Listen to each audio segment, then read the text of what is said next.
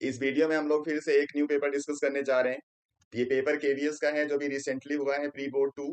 तो इसी का ये फर्स्ट पार्ट होगा जिसमें हम लोग सेक्शन ए डिस्कस करेंगे। सेक्शन ए में आपको पता है 16 ऑब्जेक्टिव प्रॉब्लम्स होते हैं।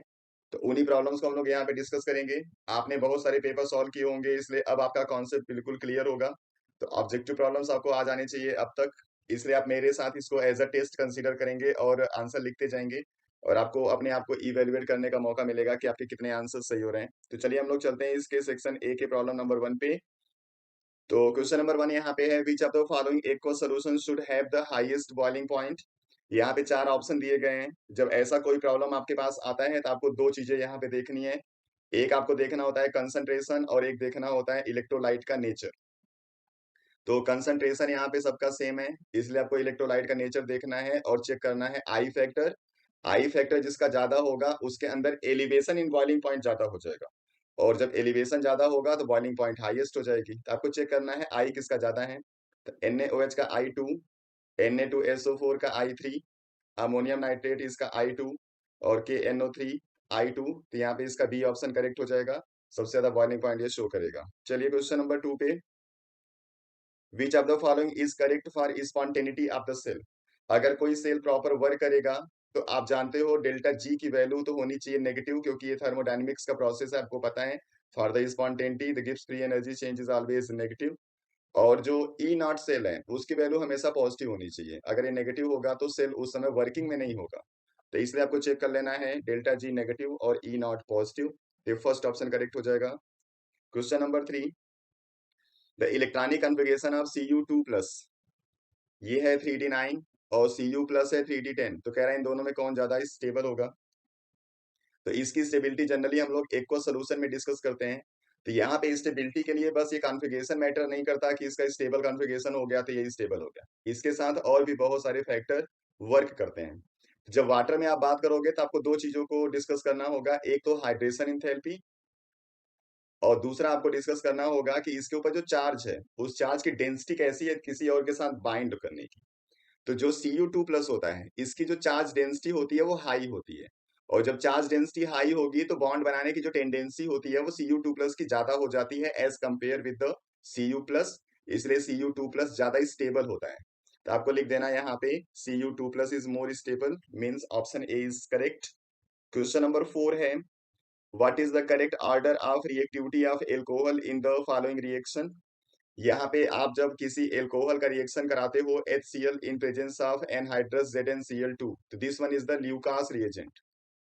और ल्यूकास रिएजेंट के साथ जो यहाँ पे रिएक्शन का ऑर्डर होता है वो होता है 3 डिग्री, 2 डिग्री और 1 degree, because this reaction follow the SN1 mechanism. और SN1 मैकेनिज्म में कार्बोकैटायन बनता है और कार्बोकैटायन के स्टेबिलिटी का ऑर्डर ये होता है, इसलिए 3 डिग्री सबसे ज्यादा फास्ट रिएक्शन शो करता है, इसलिए ऑर्डर इसका हो जाएगा option C. Question number 5, 1 mole of CrCl3 6H2O compound react with excess AgNO3 solution to yield 2 moles of AgCl. The structural formula of the compound is। ये Werner theory पे based है। तो यहाँ पे आपको पता है कि जितने ये AgCl का मोल बनाएगा उतने मोल क्लोराइड आयन यहाँ पे आयनाइज होने चाहिए। तो जब ये 2 मोल AgCl बना रहा होगा तो आयनाइजेबल क्लोरीन यहाँ पे 2 होना चाहिए, और जो आयनाइजेबल क्लोराइड होता है वो कोऑर्डिनेशन स्फीयर के होता है बाहर, मींस प्राइमरी वैलेंस। इसलिए आपको यहाँ पे चेक कर लेना है कौन सा वो कॉम्प्लेक्स होगा जहां पे 2 क्लोरीन आपको बाहर दिख रहा होगा, वही इसका आंसर हो जाएगा। तो इसमें 3 दिख रहा है, इसमें 1, इसमें कोई नहीं है, इसमें 2 है, ऑप्शन ए हो जाएगा करेक्ट। क्वेश्चन नंबर 6 है, inversion of configuration is observe in. यहाँ पे किसमें इन्वर्जन होता है। तो अगर आप SN1 मैकेनिज्म और SN2 मैकेनिज्म को देखोगे ध्यान से तो इसमें आप लिखते हो कि रिटेंशन होता है, और इस वाले में आप बोलते हो कि इन्वर्जन होता है। तो ठीक है SN2 में इन्वर्जन हो रहा है, लेकिन इसी SN1 में एक चीज आपने और पढ़ा हुआ है कि इसमें रेसिमाइजेशन होता है। और रेसिमाइजेशन का मतलब हो गया कि जो रिटेंशन वाला और यहाँ पे इन्वर्जन वाला जो प्रोडक्ट आएगा वो इक्वल प्रोपोर्शन में आएगा, इसलिए यहाँ पे इन्वर्जन भी पॉसिबल है। इसलिए SN1 में इन्वर्जन रिटेंशन दोनों होता है, SN2 में केवल इन्वर्जन होता है, इसलिए आप लिखोगे इन्वर्जन SN1 और SN2 दोनों में होगा, इसलिए ऑप्शन डी।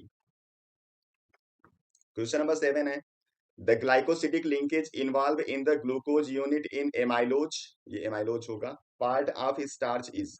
अब स्टार्च के अंदर आपको पता है कि एमाइलोज होता है और एमाइलोपेक्टिन होता है। तो जो एमाइलोज होता है ये और ये दोनों अल्फा ग्लूकोज के पॉलीमर हैं, इसको आप याद रखना। स्टार्च में केवल अल्फा ग्लूकोज होता है, बीटा नहीं होता, इसलिए बीटा वाला ऑप्शन तो ऐसे ही गलत हो जाएगा। अब जो एमाइलोज है ये स्ट्रेट चेन होता है जिसके अंदर ग्लूकोज के मॉलिक्यूल बाइंड होते हैं कार्बन 1 और कार्बन 4 पे, और ये जो एमाइलोपेक्टिन है ये ब्रांच्ड होता है जिसमें कार्बन 1 कार्बन 6 के साथ बाइंड होता है। तो अभी यहाँ पे बात एमाइलोज की हो रही है तो आपको लिख देना है C1C4 अल्फा लिंकेज यहाँ पे प्रेजेंट होगा। That's why option C is the correct answer.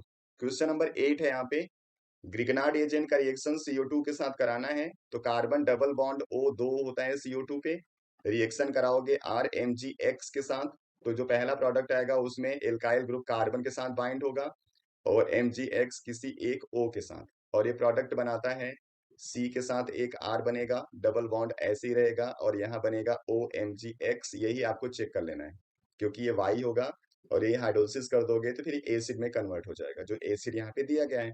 तो आपको ये चेक कर लेना है कॉम्प्लेक्स कौन सा है, तो आपको पहला ऑप्शन दिख रहा होगा इसलिए ए हो जाएगा करेक्ट। क्वेश्चन नंबर 9 है, major products form by heating this with HI।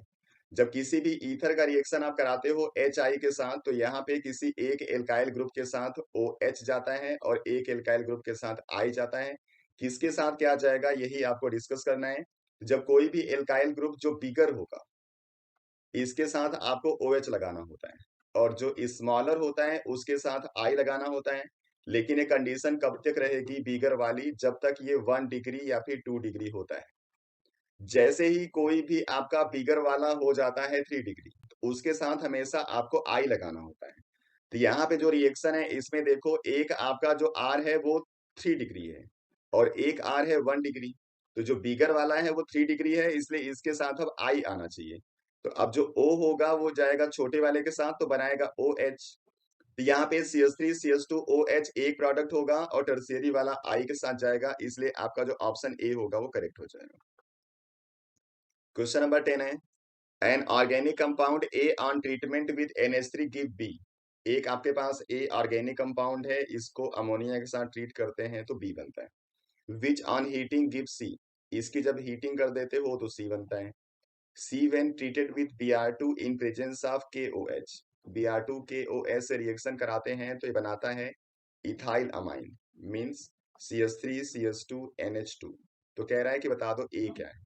तो ये जो Br2KOH है आपको पता है ये हाफमैन ब्रोमामाइड डिग्रेडेशन रिएक्शन है, मतलब जो C होगा वो अमाइड होगा, जिसका CO हटा होगा तो ये बना होगा, मतलब ये 2 कार्बन का है तो जो अमाइड होगा वो 3 कार्बन का होना चाहिए, इसलिए C होगा CONH3। ये यानी 3 कार्बन का यहाँ पे B होगा और 3 कार्बन का ही A होगा, और NH3 के साथ रिएक्शन फिर हीटिंग, ये कौन शो करता है, एसिड शो करता है।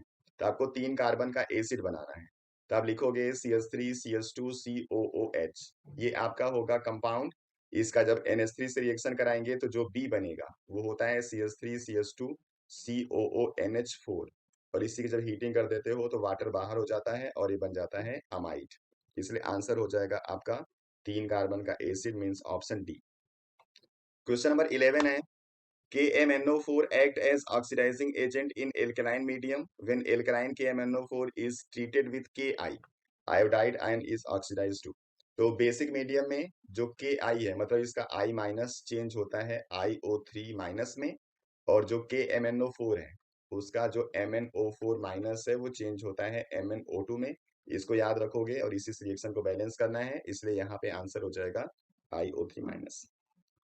इसी का विजुअली चैलेंज जो स्टूडेंट्स होते हैं उनके लिए प्रॉब्लम दिया गया है, the reason for greater range of oxidation state of actinide is due to.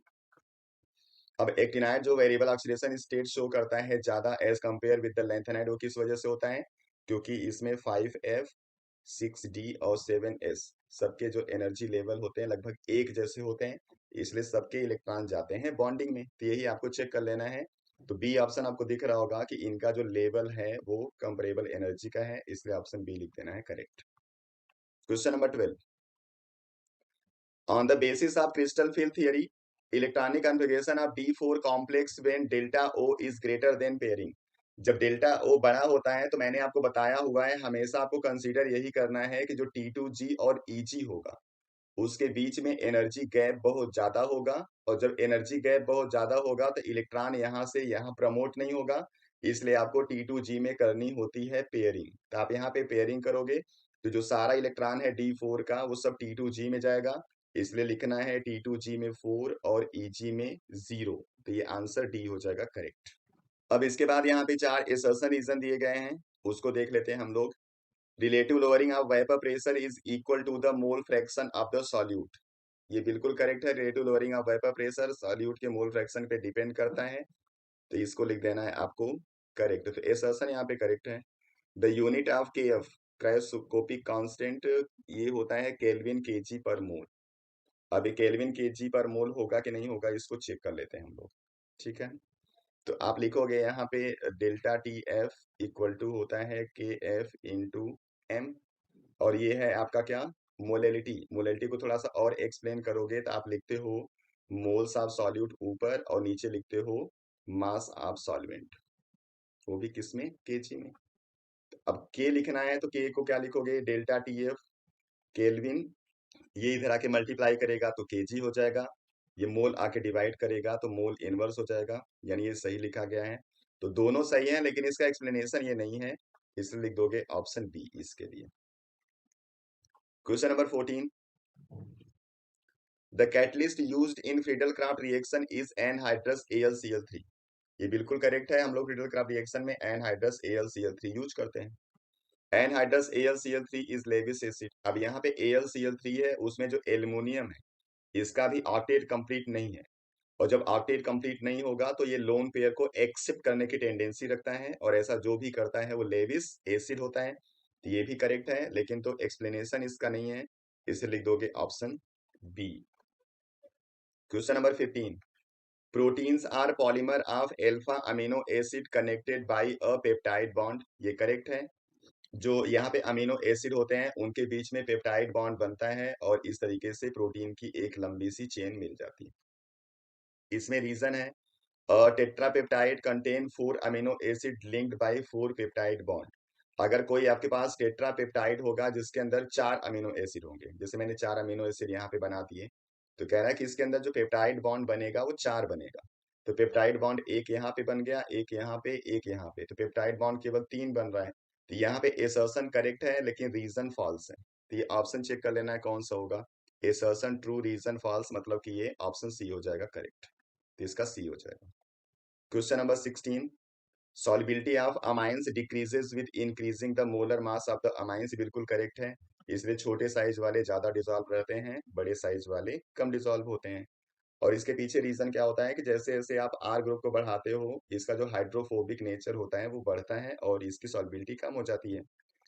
The hydrophobic alkyl part increases with the increase of molar mass in amines. ये बिल्कुल करेक्ट है और इसको एक्सप्लेन कर रहा है, इसलिए इसका आंसर आपको लिख देना है ए। तो ये तो हो गया पूरा आपका सेक्शन ए जिसमें हमने 16 ऑब्जेक्टिव प्रॉब्लम डिस्कस कर लिए। अब नेक्स्ट वीडियो में आएंगे हम लोग तो डिस्कस करेंगे सेक्शन बी। तब तक आप लोग पढ़ते रहिए, अपना ख्याल रखिए, थैंक यू।